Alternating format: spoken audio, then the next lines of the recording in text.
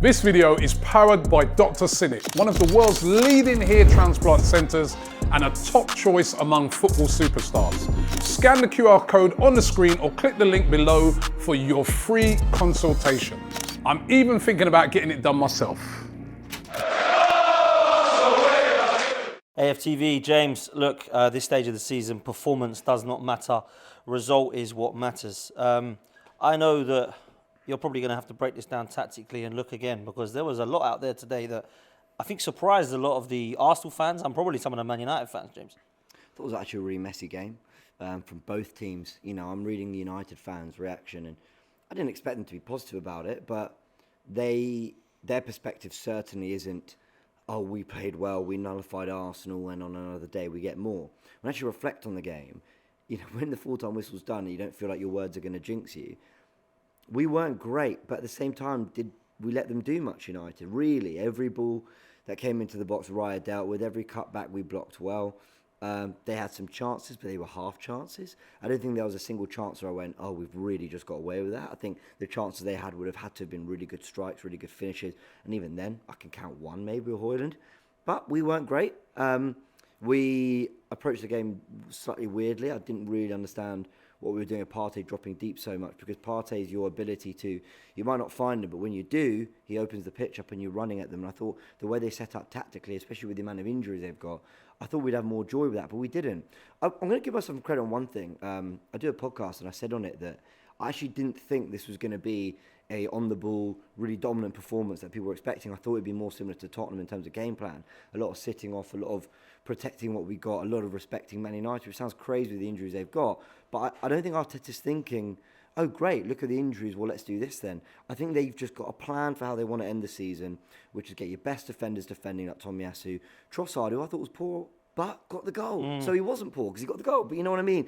Largely ineffective, but these players are clutch and they're efficient and they're having their moments. And I think it's just the team almost playing the odds here. You know, if we denied them opportunities, we've got enough quality to find a goal and we'll get it. And today it worked. Ultimately, I'm saying all that because it's observations. I don't care. They could have had 30 shots with Ryan making 28 world-class saves for all I care. We won. And that's all I needed going into next week. Yeah, it's interesting. Like, I've got to ask you on the Arteta thing and tactically today, because do you think it was that in the final third we were pretty poor, or do you think it was actually we didn't really try and go at them at all? I think to be a really exciting attacking team, there's got to be a willingness to not worry about what's going on there. And I don't think Arsenal ever had that today. I think you saw some loose, sloppy touches. You saw some tentative passes. You saw moments that felt like players were slightly within themselves, not wanting to get it wrong. But the funny thing is that when you play within yourself slightly, you're actually more likely to get it wrong than when you're playing with that freedom and excitement. I think if we'd got that second goal, and there were moments to get that, to be fair, I think you'd find the swagger in Ødegaard and Partey that was lacking.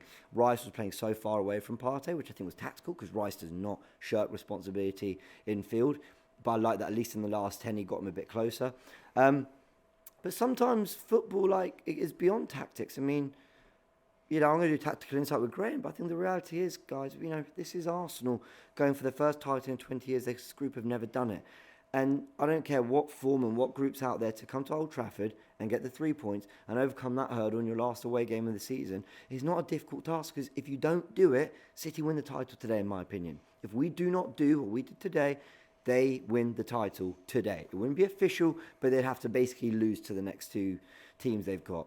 And that's pressure, that's weight. And this team, this group haven't got it over the line. Even experienced players like Jorginho won the Champions League, we've never done it in the Premier League. So to be fair, I can forgive that. I'm really not sitting here mad at the team in any way. I'm just really happy they got it done and found a way. And once upon a time, when teams were doing that against us, that was called mentality and resilience and finding a way. Today we found a way. We did find a way. Listen, as a fan, football's about emotions. Yeah. 30 seconds before the final whistle, our emotions are very different to perhaps how you're feeling now.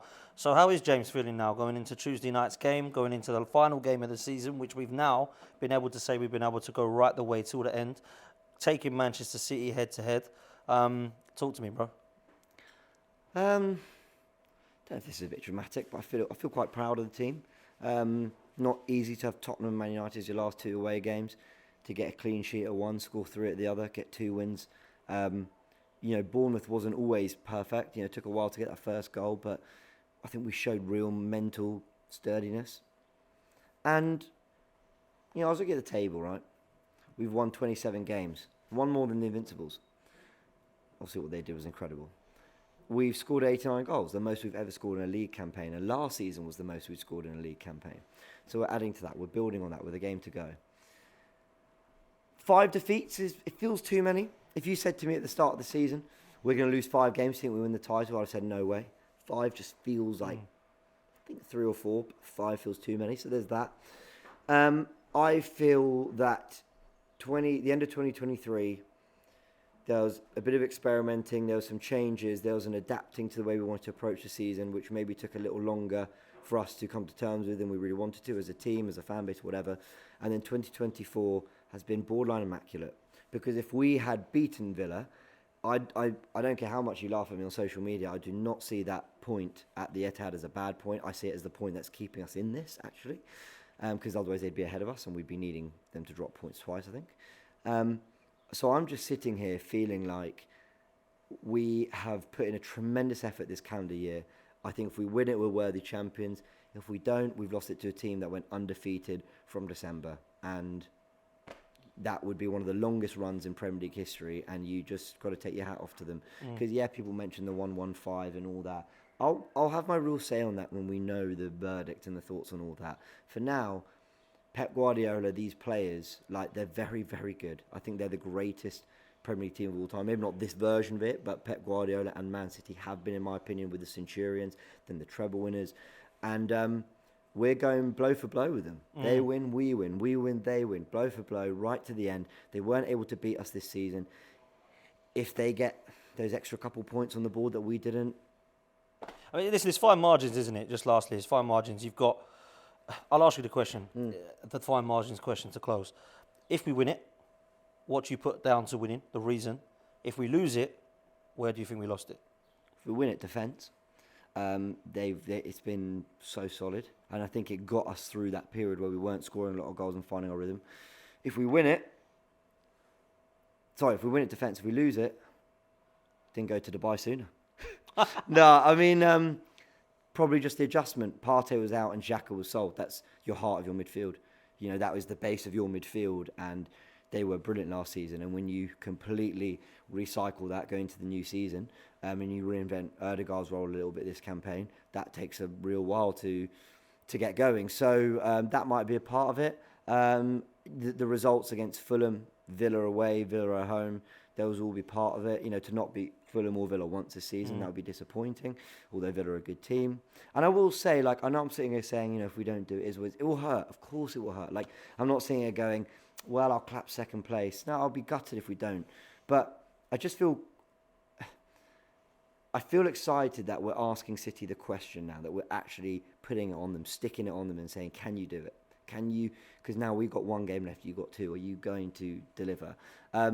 And we're pushing them all the way. And I believe this team is going to win things. I believe this team is going to, if Arteta stays, this core stays, I believe they're going to win major honours.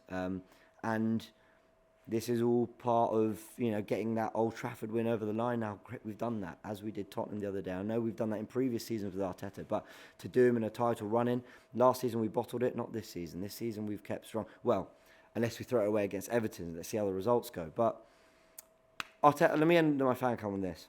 Mikel Arteta said in the press conference, something I'm paraphrasing, but he said something along the lines of, I'm envisaging us winning it. In my head, we are lifting that trophy on the final day.